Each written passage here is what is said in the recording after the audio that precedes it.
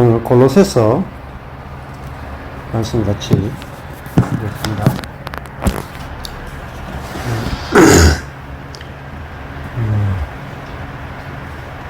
골로새서는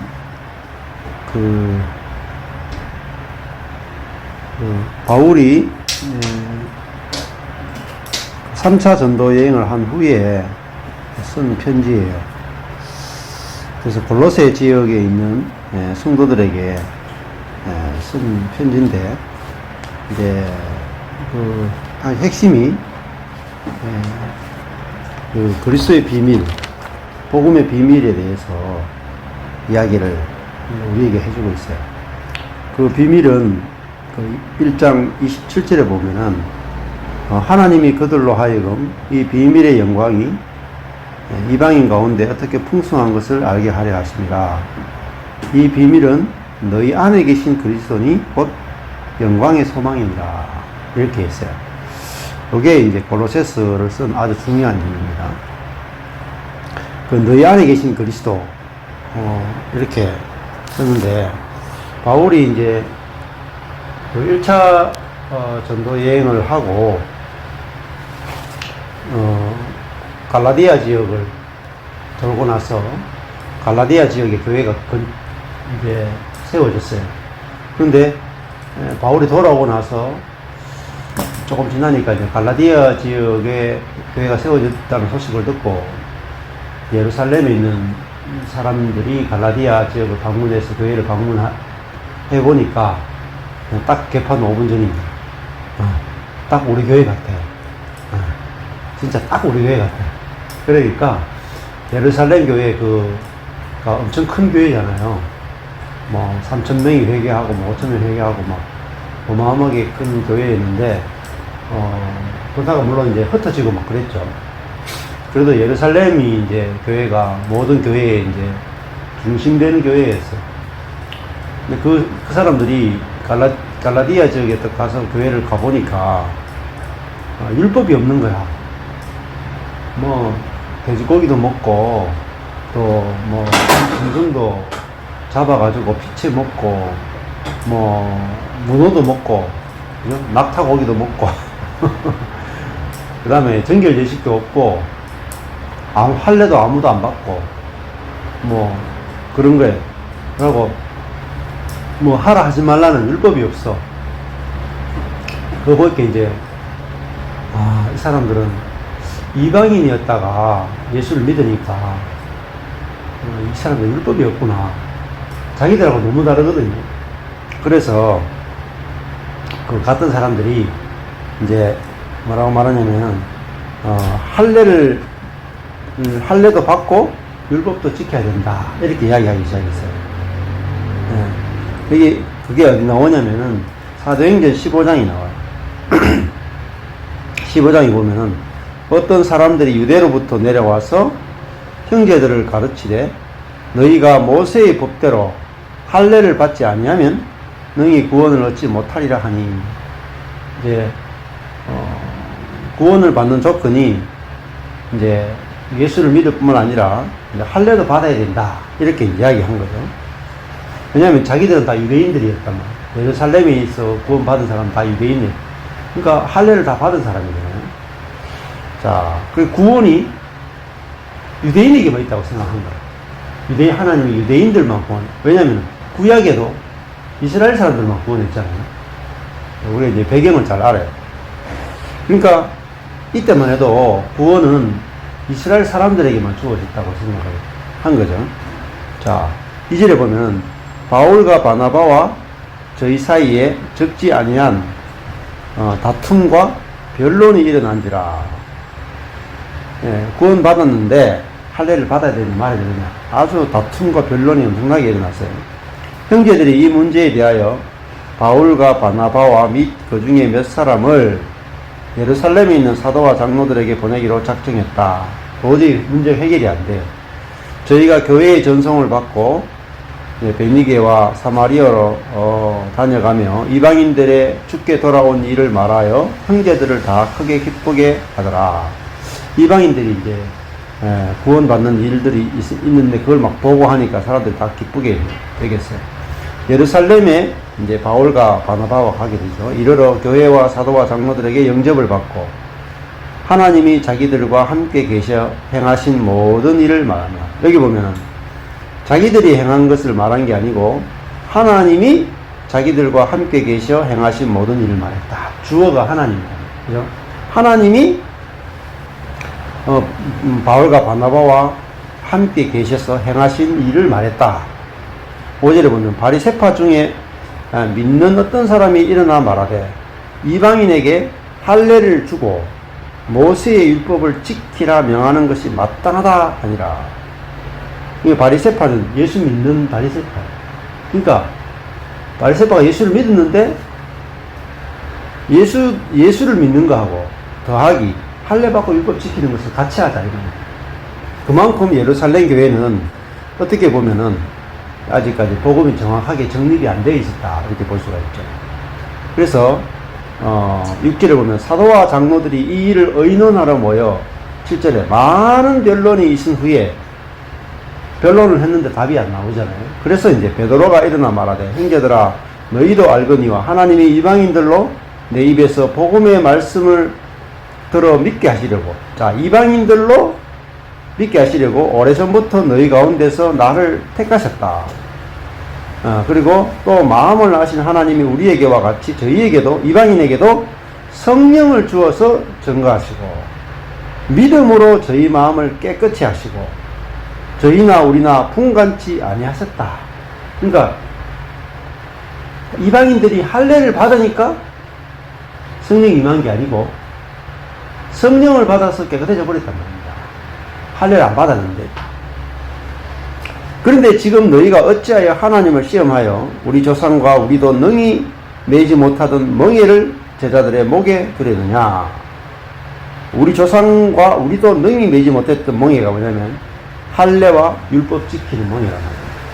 우리가 저희와 동일하게 주 예수의 은혜로 구원을 받는 줄을 믿노라. 이방인과 동일하게 둘 다 동일하게 은혜로 구원받는다. 온 무리가 가만히 있어 바나바와 바울이 하나님이 자기들로 말미암아 이방인 중에서 행하신 표적과 기사 고하는 것을 듣더니 말을 마침에 이제 예수님의 동생 야고보가 대답하여 가로되 형제들아 내 말을 들으라. 하나님이 처음으로 이방인 중에서 자기 이름을 위할 백성을 취하시려고 저희를 권고하신 것을 시몬이 베드로가 고하였으니 선지자들의 말씀이 이와 합하도다. 기록된 바 이후에 내가 돌아와서 다윗의 무너진 장막을 다시 지으며 또 그 퇴락한 것을 다시 지어 일으키리니 이는 그 남은 사람들과 내 이름으로 일컬음을 받는 모든 이방인들로 주를 찾게 하려 함이라 하셨으니, 여기 보면 구약의 예언에 이미 모든 이방인들로 주를 찾게 하려 합니다 이렇게 예언되어 있단 말이에요.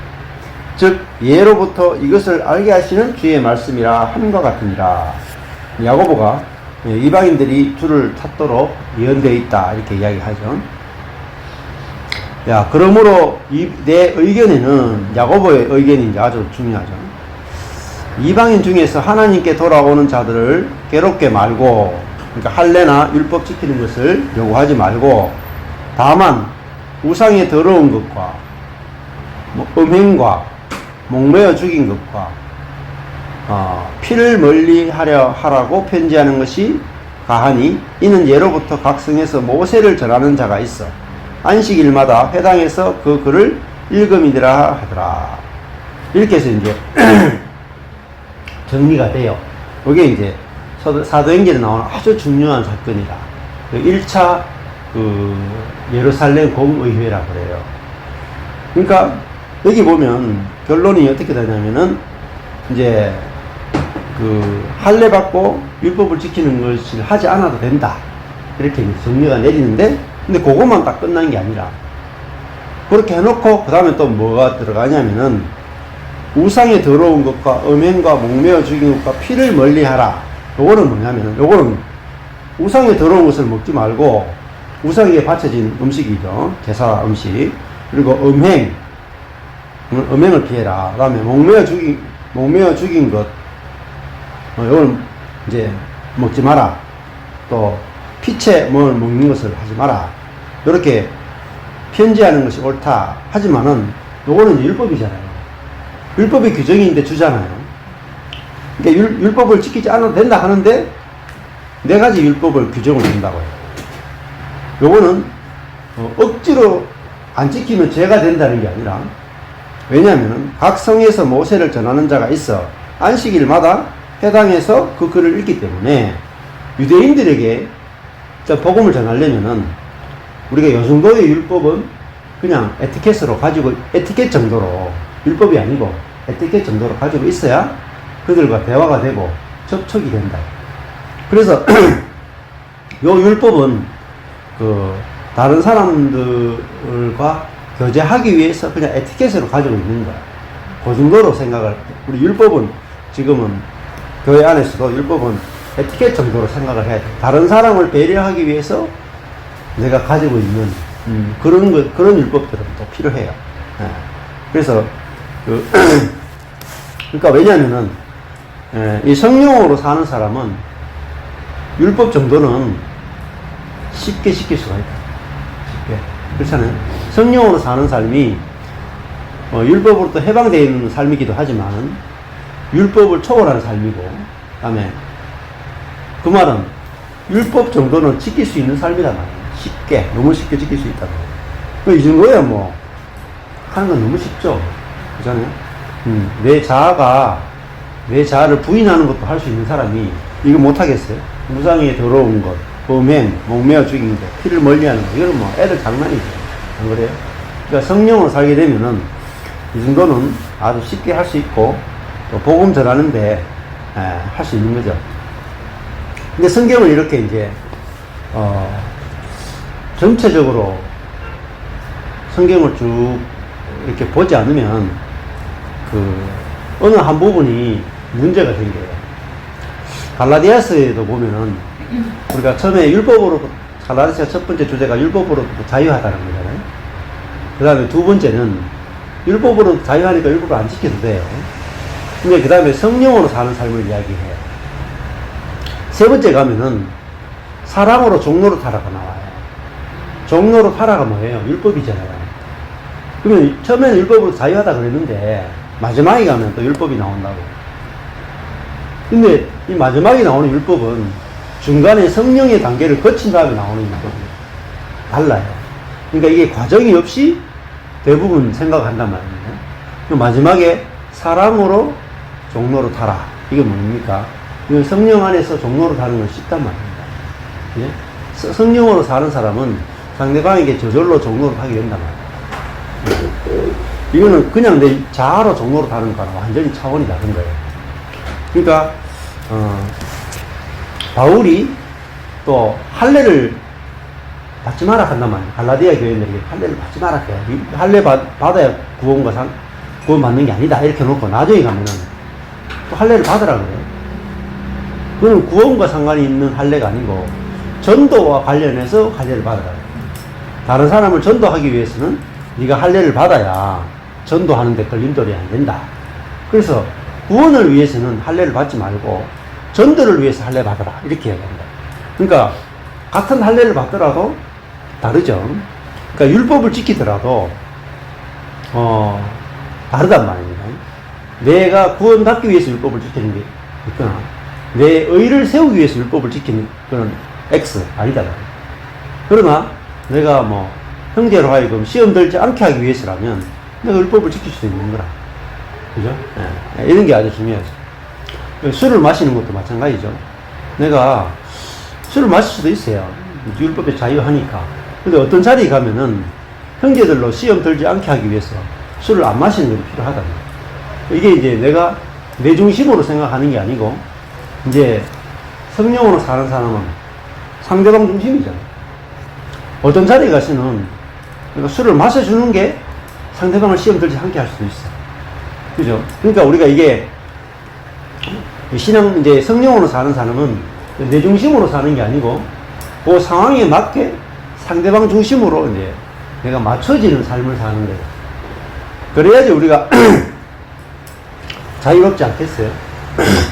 그래서 우리는 내가 복음을 다 알았다 할 수 없고, 내 안에 생명이 자라고, 복음은 이렇게 점점 알아지는 만큼 된단 말이에요. 어떤 사람이, 저도 그래요. 어떤 사람이 와서 저희 교회 와가지고, 목사님, 이런 율법은 그래도 지켜야 되지 않겠습니까? 하면은, 한 가지만 생각하면 안 되고 두 가지를 생각해야 돼요. 그죠? 첫 번째는, 우리 율법에서 자유하니까 안 지켜도 됩니다. 이것도 필요하죠. 두 번째는, 이 사람이 아직 어리니까, 이렇게 이야기하는구나 하고, 뭐, 상대방의 요구에 대해서, 그래, 그 정도는 뭐 합시다. 이렇게 할 수도 있단 말이에요. 두 가지 다 할 수 있어요. 그러니까 우리가 이 복음의 그 유연성을 우리가 알아야, 우리가 이제 그 어려움을 안 겪어요. 근데, 그만큼, 복음은 뭐냐면 결국은 핵심은 살리는 거잖아요. 살리는. 그러니까, 율법을 없애주는 것이 상대방을 살리는 것이면 율법을 없애주는 것으로, 어떤 경우에는 이 사람이 아직 어리면은 조그마한 율법 정도는 내 쪽에서 지키는 것을 해주는 게 상대방이 살리는 수 있죠. 예를 들면은 이런 거 있잖아요. 예배, 우리 교회도 예배하는데, 목사님, 예배가 그냥 말씀만 전하고 찬양만 하니까 좀 예배 같지 않습니다. 주기도문도 넣고 사도행전도 넣읍시다. 예를 들어 축도도 넣읍시다. 이렇게 말하면 우리는 율법으로 자유하기 때문에 안 해도 돼. 그죠? 기본적으로 안 해도 돼. 자유해. 그런데 그 사람이 사도행전이 빠지면은 도저히 예배가 안 같아. 그러면 그 한 형제를 위해서 사도행전을 해줄 수가 있어. 사도신경을 해줄 수가 있어. 그렇게 우리는 이제 이게 옳다 그러다가 없잖아요. 살리는 거잖아요. 근데 살리는 것도 또 내 자아로 살리는 게 아니잖아요. 그렇게 우리가 이럴 수도 있고 저럴 수도 있고, 그게 이제 아주 중요한 겁니다. 자, 근데 그렇게 되려면은 이제 복음을 정확하게 알아야 되겠죠. 그래서 골로새서도 바울이 이제 1차 전도 여행을 하고 갈라디아 지역 교회에서 그 율법의 문제가 나와서 그 회의를 거친 다음에 거기 1차 전도 여행 이후거든요. 그 다음에 이제 2차 전도 여행 지역에 가요. 2차 전도 여행은 마게도냐, 아가야, 헬라 쪽으로 가요. 유럽으로 넘어가는 거예요. 처음에는 갈라디아 지역, 아시아 지역 갔다가 2차 옆에 있는 에베소 지역을 가려고 했는데 성령이 막아가지고 그 바다를 건너서 건너편에 있는 마게도냐, 아가야, 헬라. 그러니까 여기 아데네, 빌립보, 또 아테네, 고린도, 또 데살로니카, 이 지역을 이제 2차 전도 여행을 하고 돌아와서는 데살로니카 전후서를 써서 편지를 보내게 돼요. 그러고 나서 이제 그 3차 전도 여행은 어디로 가냐면은 다시 에베소 지역으로 가요. 아시아 지역의 에베소, 갈라디아 바로 옆에 있는 에베소 지역으로 가요. 그러고 나서 이제 돌아와서는 이제 옥중 서신, 고린도 전후서를 써요. 고린도 전후서를 쓰고, 그 다음에 이제, 4차 전도 여행을 하면서 이제 옥중 서신을 쓰거든요. 근데 이게, 고린도에서, 로마에 가야 돼요, 로마. 4차는 어디 가냐? 바울이 로마를 가요. 로마에서 감옥에 있으면서 이제 옥중 서신을 쓰게 됩니다. 에베소서, 빌립보서, 골로새서, 뭐 이런 편지들을 쓰는데, 이거는 이제 로마에서 보낸 편지다. 이렇게 보통 우리가 이야기를 합니다. 그러면서 이제 바울이 로마에 가기 전에 로마서를 써요. 로마서를 써서 로마 교회에 미리 보내고 로마의 감옥에 갔어요. 갇힌 다음에 이제 이 옥중 서신을 쓰게 됩니다. 그 내용이 이제 골로새서거든요. 자, 이 골로새서를 보면은 이제 그 바울이 각 지역마다 돌아다니면서 복음을 전했는데 그 복음의 핵심이 뭐냐? 이걸 이제 우리에게 가르쳐 주는 게 바로 골로새서다. 이렇게 말씀드릴 수 있습니다. 하나님의 뜻으로 말미암아 그리스도 예수의 사도된 바울과 형제 디모데는 골로새에 있는 성도들 곧 그리스도 안에서 신실한 형제들에게 편지하노니 우리 아버지 하나님으로부터 은혜와 평강이 너희에게 있을지어다. 이렇게 이제 인사말을 시작을 하죠. 그 인사말이 대단히 중요합니다. 예, 그 인사말 안에 바울이 이제 하려고 했던 말들이 사실 들어있죠. 바울은 자신을 그 어떤 사람으로 인식했는가. 그게 이제 인사말에 들어있단 말이에요. 바울은, 사도된 바울이다. 이렇게 말하죠. 자기는 사도다. 그 말은 보내심을 받은 자다. 이런 뜻이죠. 보내심을 받았다. 그러니까 바울은, 자기가 보냄받은 자로 살았단 말입니다. 하나님이 자기를 보냈다. 우리도 사도란 뭐냐? 우리도 보냄받은 자예요. 사도란 말이 뭐 대단한 말이 아니에요. 사도란 말은 보냄을 받았는 것을 확실히 아는 사람이 사도라.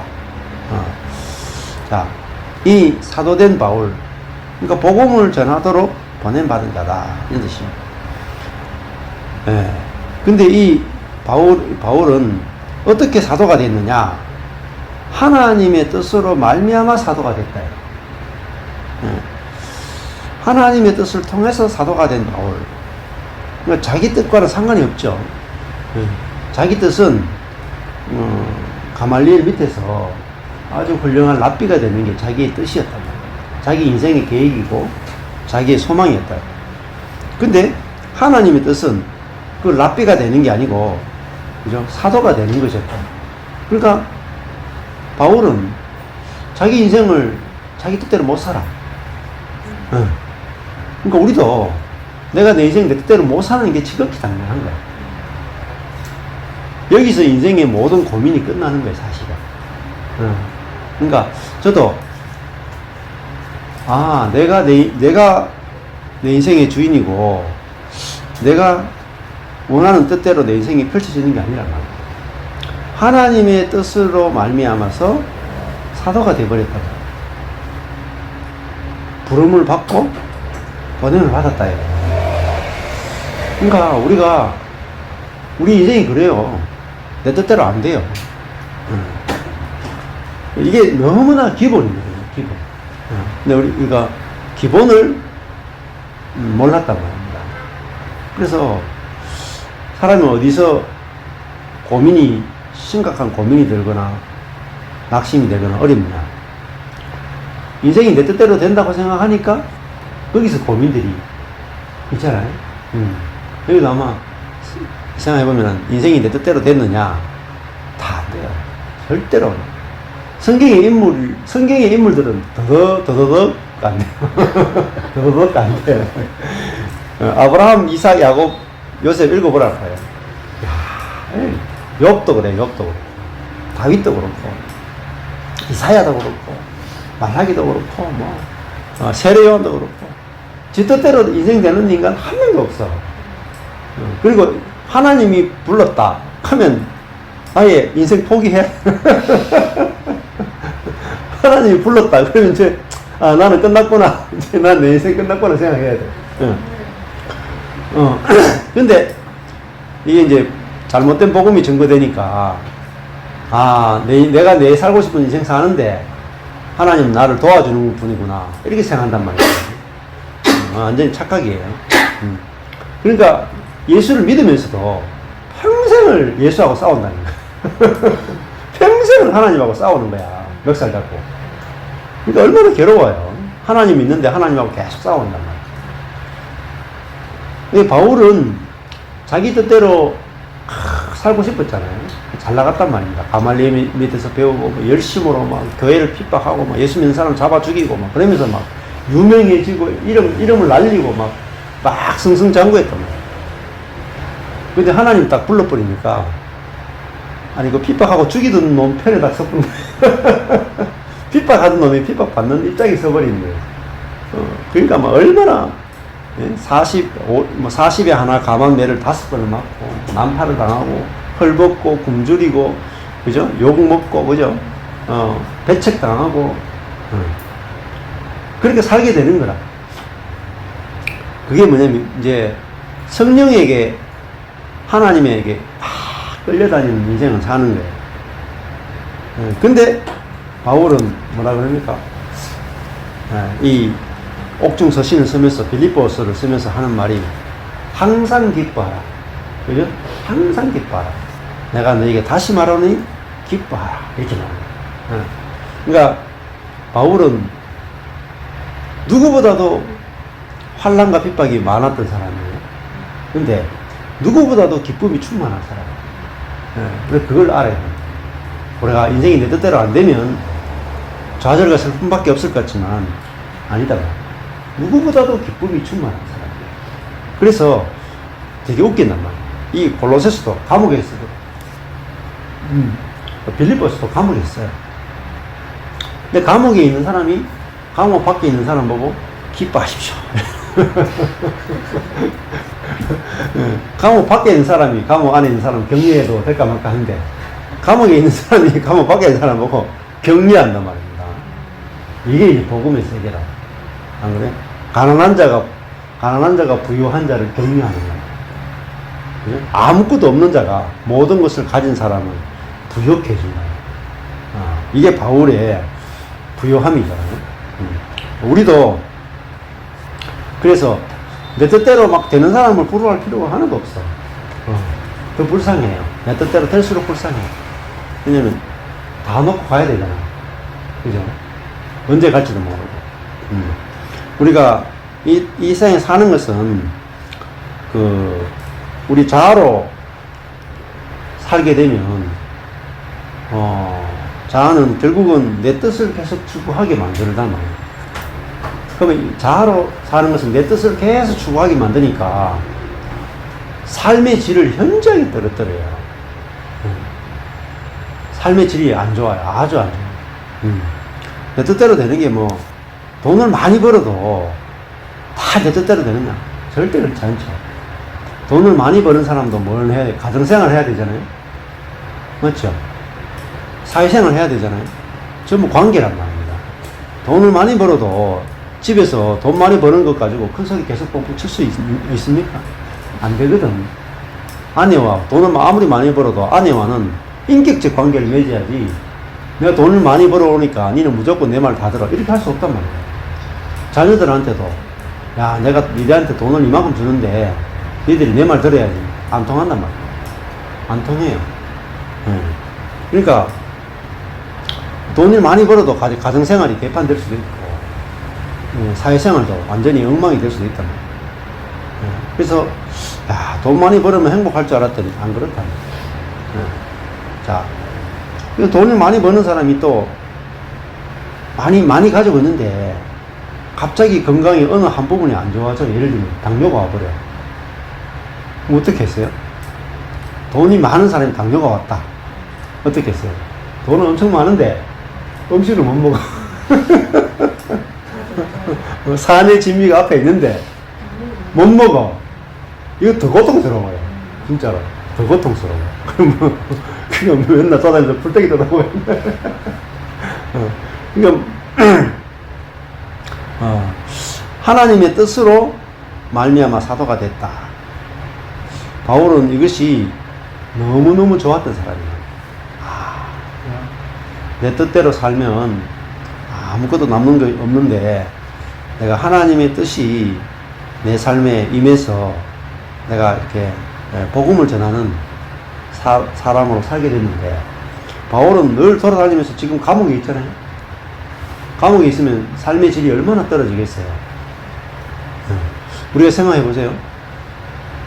바울은 감옥에 있으면서도 이렇게 기뻐가지고 편지를 쓰잖아요. 우리는 내 방에 있으면서도 내 따뜻한 방구석에 있으면서도 인생을 한탄하고 괴로워한단 말입니다. 예. 근데 바울은 이 차가운 그 냉골에 있으면서 또 기쁨이 넘쳤다. 바울과 실라가 감옥에 갇혀가지고 두들겨 맞고 그 지하 감옥에서 위협당하고 있으면서도 거기서 찬양이 나왔단 말이야. 그러니까 감옥문이 막 열리고 천사들의 인도로 감옥을 탈출하게 되잖아요. 그러니까 우리 인생은 내가 뭔가 육적으로 의식주의에 있지 않단 말이에요. 의식주의. 네. 우리가 성령으로 사는 데 있고 내 안에 이 골로새서 표현으로 말하면은 우리 안에 계신 그리스도 그분이 영광이고 소망이다. 이렇게 말합니다. 내 안에 그리스도의 생명이 나를 통해 나타나는 거. 이게 영광이다. 이게 뭐냐? 이게 유일한 소망이다. 그러니까 내가 내 뜻대로 안 될수록 뭐냐? 좋은 거야. 예수님, 우리 안에 있는 그리스도가 뭐냐면 자기 뜻이 없는 분이야. 자기 뜻이 없고 아버지 뜻만을 자기 삶에서 다 실천이 된 분이야. 실현이 된 분이야. 우리 안에 그리스도가 살면은 내 뜻이 없어진단 말이야. 성령이 내 안에 살게 되면 내 뜻이 없어져요. 성령은 이타적인 영이란 말이야. 그러니까 이 내 뜻이 없는 성령이 우리 안에 살게 되면 내 뜻이 없으니까 뭐가 되냐? 천국이 되는 거예요. 그러니까 어떤 상황이 있든지 천국이 된다. 내 뜻이라는 곡에 지옥이 된다. 제가 어제도 이제 그런 이야기 했었는데, 신발을 신고 가면은, 이렇게 우리 가다가 보면은, 이렇게 강변이나 바닷가 걷다 보면은, 신발 속에, 샌들 속에 모래알 하나가 탁 들어온다고.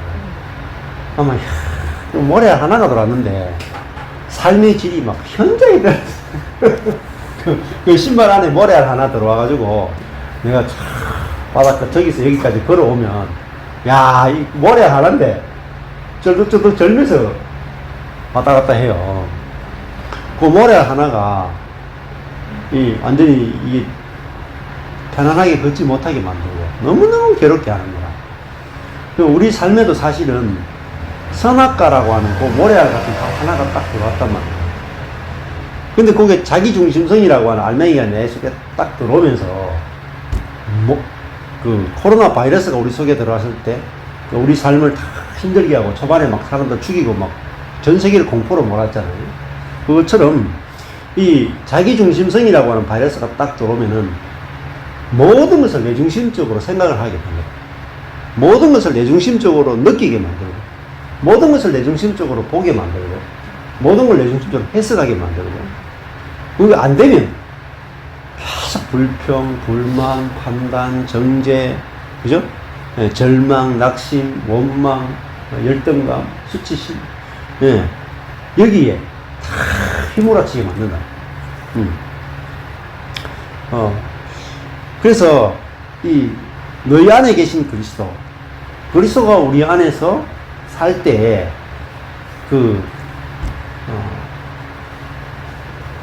이 모래알 같은 우리 인생을 괴롭히던, 사실은 모래알 하나가 발 속에 딱 들어왔는데, 생각, 감정이 통제가 안 되잖아요. 그렇죠? 예. 모래알 하나 딱 집어넣고 한번 걸어보세요. 생각도 통제가 안 되고, 감정 통제가 안 돼요. 그것처럼, 그런데 이제, 하나님이, 우리 그 사람이 자아인데, 여기에 모래알 같아요. 그 사람을, 모래알을 탁 파쇄하면 밀가루처럼 탁 된단 말이에요. 우리 자아를 파쇄하는 것은 자기 중심성을 파쇄하는 것. 내 뜻을 파쇄하는 것. 이게 딱 되고 나면은,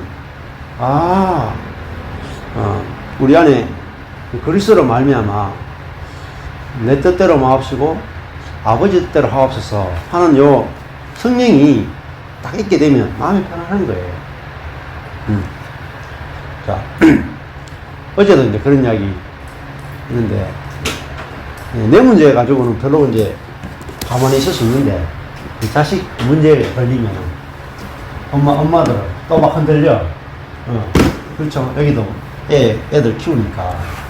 그렇잖아요. 내야 뭐 이제 인생 막 가니까, 이랬던 저랬던 뭐, 이제 조금 초연해졌어. 나이도 인생이 이제 뭐 40 넘었고, 이제 50 넘었고 하니까, 인생은 이제 어느 정도 결정이 났으니까, 이렇게 살다가 끝내자, 이렇게 끝내겠는데, 이제 우리 새끼들 보면은, 자는 내처럼 안 살았으면 좋겠다, 이런 생각이 들어서, 그래서 이제 손을 대게 되거잖아요.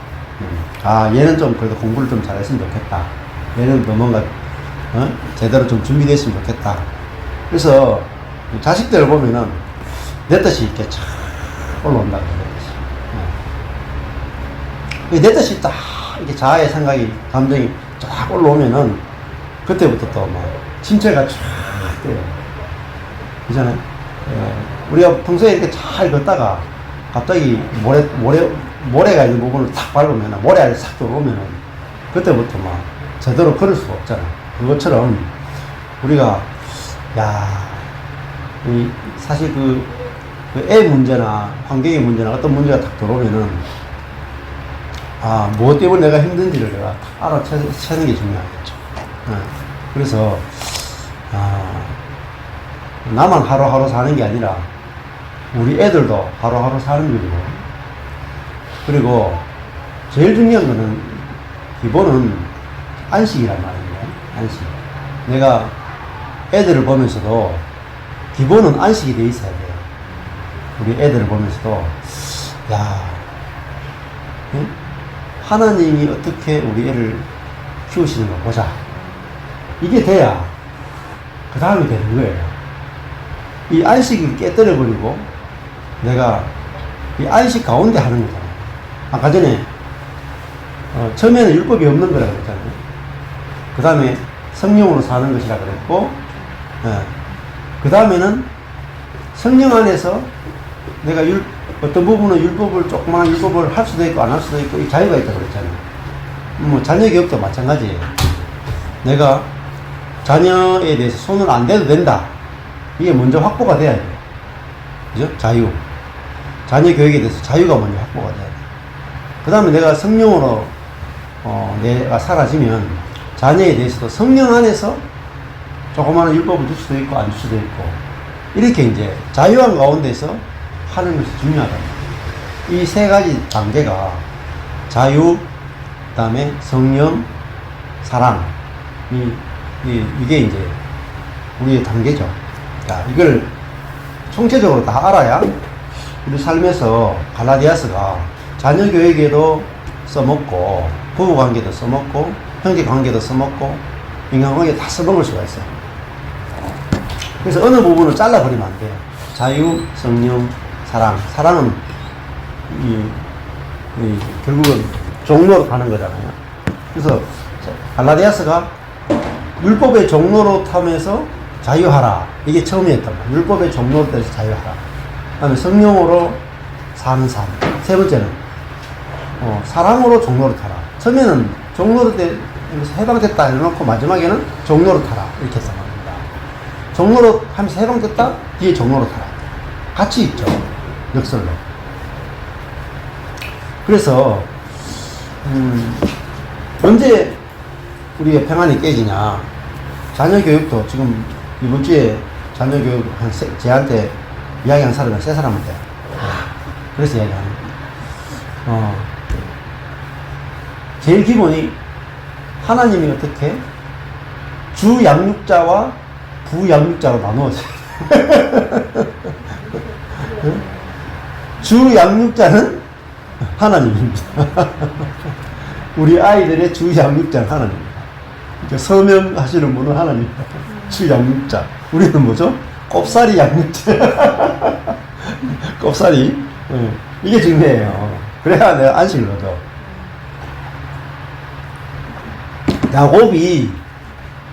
야곱이 요셉의 꼽사리 양육자잖아요. 그죠? 야곱이 요셉을 못 만들어내요. 그죠? 야곱 나부랭이가 어떻게 요셉을 만들어내겠어? 야곱에게서 요셉이 나올 수가 없어요. 안 그래요? 그 말도 안 되는 인간에게서 어떻게 요셉이 나오겠어? 근데 야곱에게서 요셉이 나왔다니까요.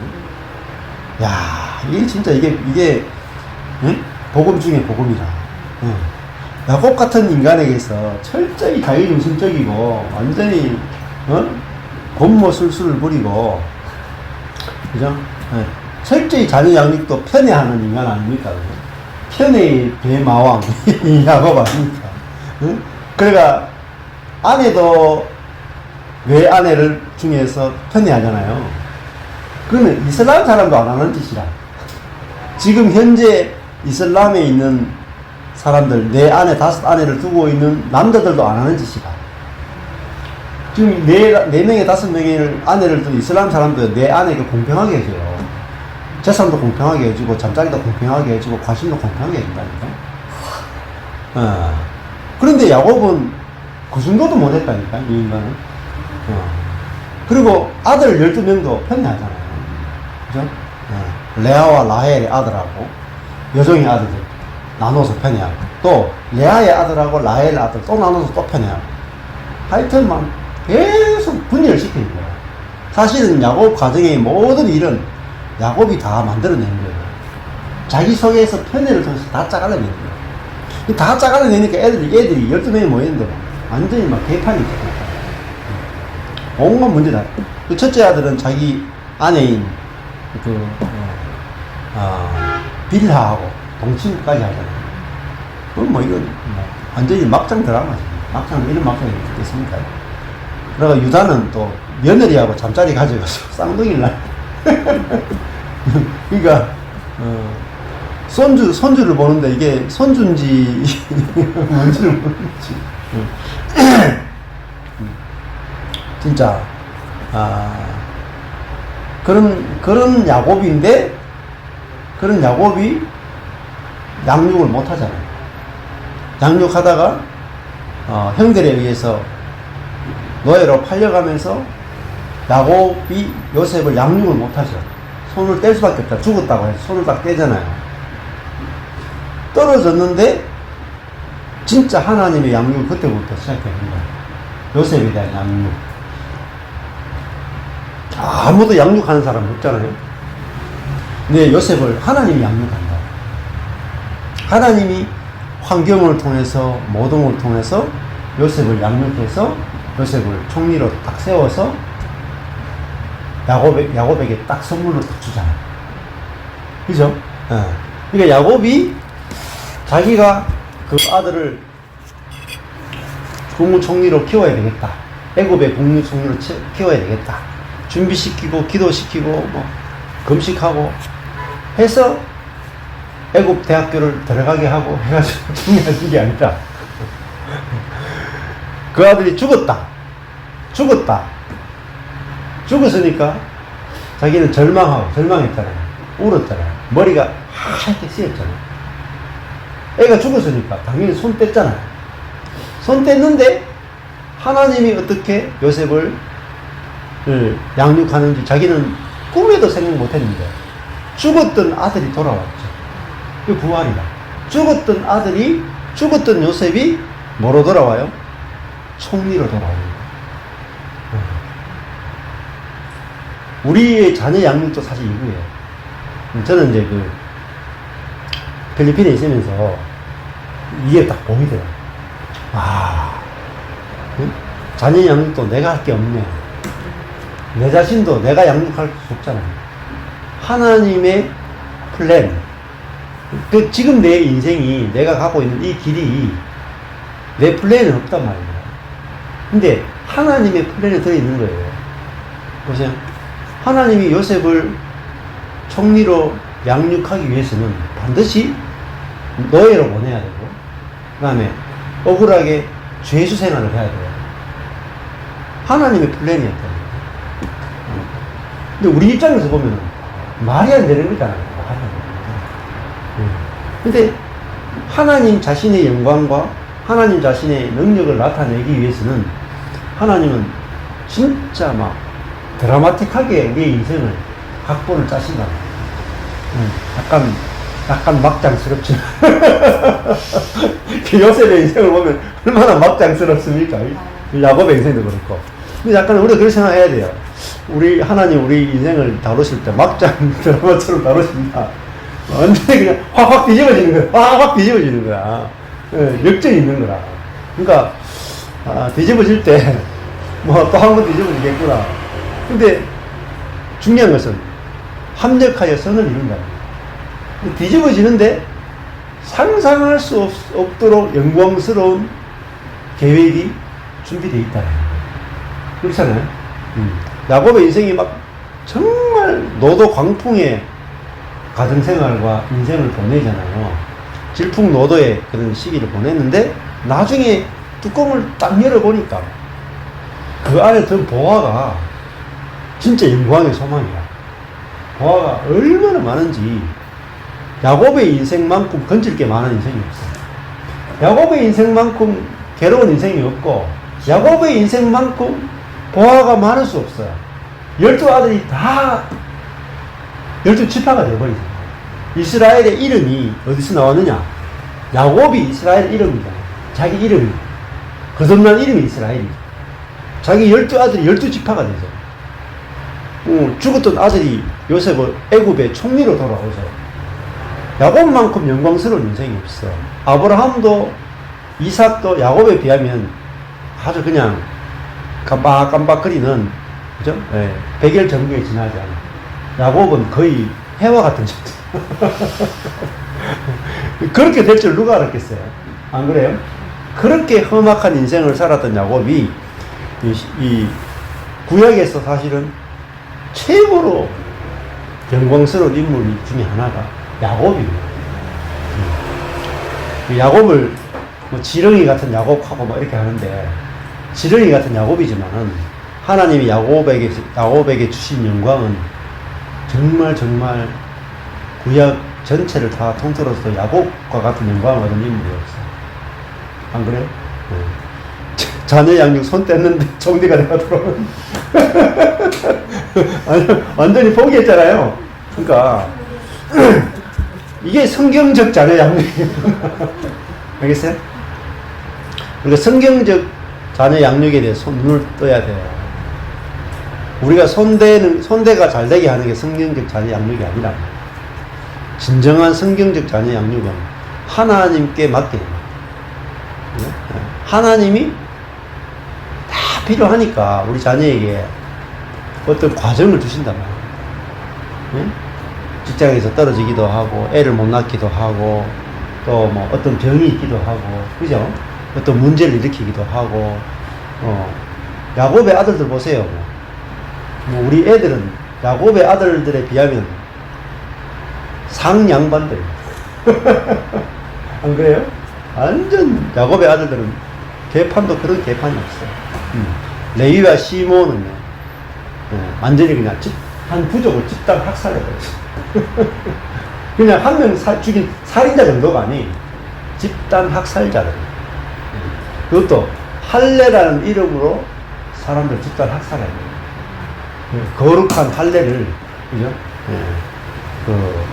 다른 사람을 죽이는 도구로 만든 그런 애들이다.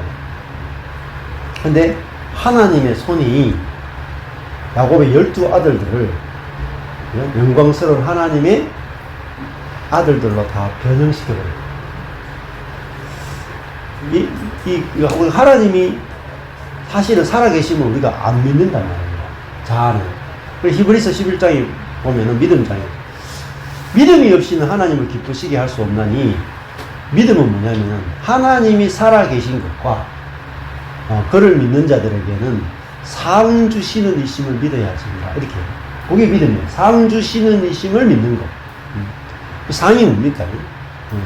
하늘의 것을 우리에게 주신단 말이에요. 내 계획에 따라서 해주시는 분이 아니라 하나님의 플랜이 있는데 그 플랜이 때가 되면 나타난다. 그리고 내가 그런 내 인생에 괴로움이 없이는 절대로 말씀이 안 들어와요. 말씀이. 내 인생에 고통이 없이는 절대로 말씀이 소화가 안 돼. 저도 마찬가지였어요. 제 인생과 목회가 망하는 일이 없었으면 제 안에 말씀이 절대 들어올 수가 없어요. 근데 이게 말씀이 들어오면, 말씀이 들어오는 것이 내가 내 인생에서 뭐 되는 것보다 천배 만배 더 중요한 거야. 그러니까 하나님이 야곱의 인생을 진짜 험악하게 다루셨다. 험악하게. 근데 그 험악한 그만큼 그런 게 있어요. 고난의 깊이만큼 영광도 크다. 그렇게 말해요. No cross, no crown. 그러니까 고난이 없으면 십자가가 없이는 영광이 없다.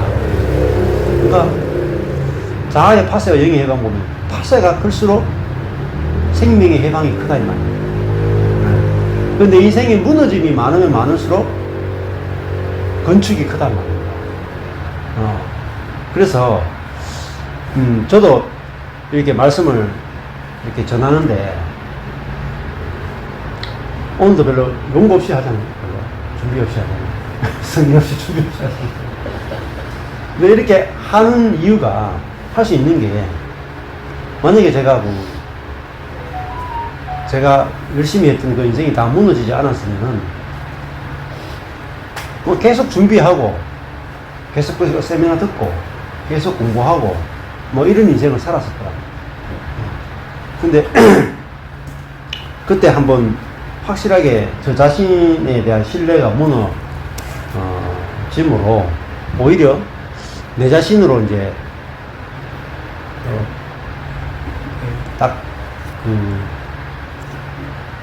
내 자신으로부터 생각을 신뢰하고, 내 자신의 자원으로 하고, 이런 것들을 안 하게 되고, 그냥 주님께 그냥 맡기고 하는 거예요. 근데 그것이 훨씬 더 자유롭고, 훨씬 더 좋다는 것들을 많이 느끼게 되는 거죠. 자, 그래서 이 골로새서가 오늘 중요한 것이 뭐냐면은, 우리 안에 있는 그리스도, 이게 하나님이 우리에게 주신 최고의 선물이다. 우리 안에 그리스도를 주셨다. 근데 이것은 파쇄를 통해서 흘러나온다. 자아의 파쇄를 통해. 그래서 하나님 나를 지금 단단하고 큰 내 자아를 딱 깨뜨리신다. 그래서 나를 깨뜨려서 예수 그리스도의 생명이 흘러나오는 이 길로 나를 부르신다. 그래서 내가 이 하나님이 어떻게 일하시는가를 봐야 된단 말이에요. 요셉을 총리를 만드는데 하나님은 애굽 대학을 통해서 총리 만드시는 분이 아니고 낮추어서 총리 만든다. 이렇게 올라가는 게 아니에요. 여기 있다가 아버지 집에 채색옷을 입고 있다가 노예로 탁 떨어지잖아요. 근데 다 떨어졌다고 생각하는데 죄수까지 떨어져. 아버지 집에 있다가 노예가 되고 노예에서 죄수까지 감옥에 2년 넘게 깊이 떨어져서 완전히 그냥 죽음까지 간 다음에 가장 낮은 곳에서 한꺼번에 가장 높은 총리까지, 애굽에서 제일 높은 데가 총리예요. 바로 외에는 총리가 제일 높아. 그러니까 죄수 가장 낮은 곳에서 가장 높은 곳까지 어딜 갑니까? 한 번에 올려버립니다. 이게 하나님 하시는 일이에요. 이게 가장 낮은 곳은 십자가 죽음이고 가장 높은 곳이 하늘 부활이에요. 그래서 하나님은 십자가를 통해서 우리를 부활시키는 분이다. 이걸 알 때 우리가 나를 낮추실 때도 죽음이 가까웠구나 이렇게 생각하시면 됩니다. 우리 삶의 영역마다 그런 게 있어요. 그러니까 죽으면 부활하는구나, 이것이 이제 원칙이다.